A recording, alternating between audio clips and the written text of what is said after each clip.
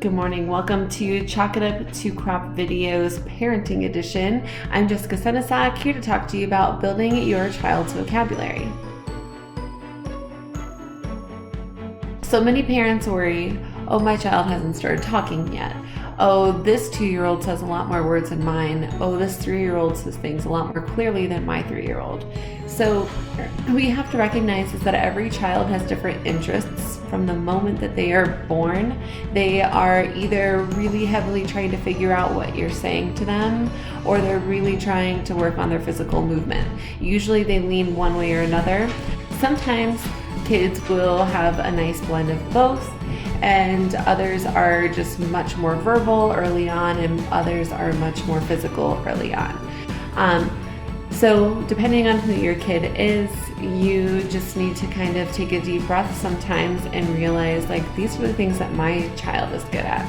Because the child that is 2 years old and talking in full sentences is not probably the same child that is climbing up rock walls at the playground and jumping around like a crazy person, okay? So think about what your child's strengths are. Now that you know them, use those things to help them develop and grow.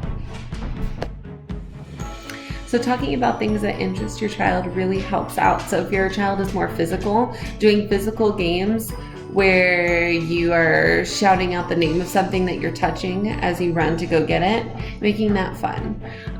Incorporating movement into your daily routine with word games is a huge part of developing their language if they are more of a mover than a talker.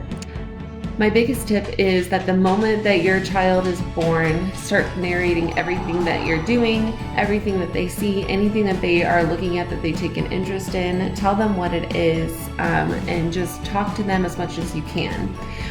If you are able to start reading as early as possible, it's okay that your 3-month-old is just kind of chilling there and looking like he's not really paying attention. He's hearing the language, and over time, you're going to see some really big differences. As a teacher, I teach English language arts, and I can see which child has been read to their entire life and which ones have not. It makes a big difference in how they communicate in their teenage years and their adult years. They have a larger vocabulary. They are interested in larger books sooner. So for instance, my son is 3. He's almost 4 and enjoys reading a lot larger books now because he's been read all the small books from the time he was just an infant. So he loves Dr. Seuss, he loves Harry Potter, he loves chapter books, and that's really cool to see. The impact of reading is just mind-blowing, honestly.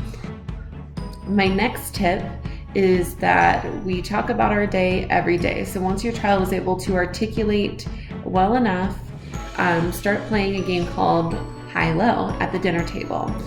That would be having your child tell you about their high and telling you about their low of the day, and everybody takes turns. And so you end up learning how to communicate the good parts and the bad parts of your day, more effectively communicating emotions and being more open to communicating what makes you happy and unhappy as you grow, which is really a big part of communication. And as your child listens to mom and dads, grandma, grandpas, and uncles, best part and worst part of their day, they get new ideas. They find new ways to express themselves because they have heard over and over different ways to express yourself through the adults or older siblings that are at the table with them.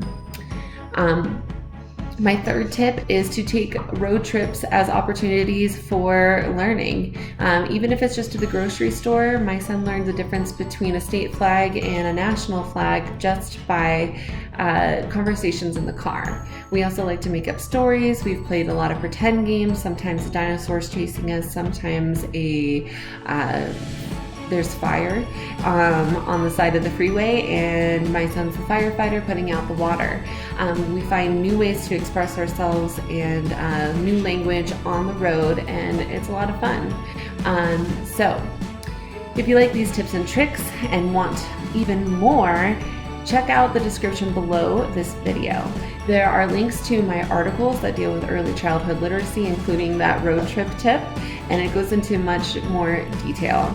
Thank you so much for watching. Please like, share, subscribe, and comment. Let me know what you want to see. What do you have questions about? What are you struggling with? And I will do my best to give you my tips and tricks, and I look forward to hearing from you. Have a fantastic day, guys.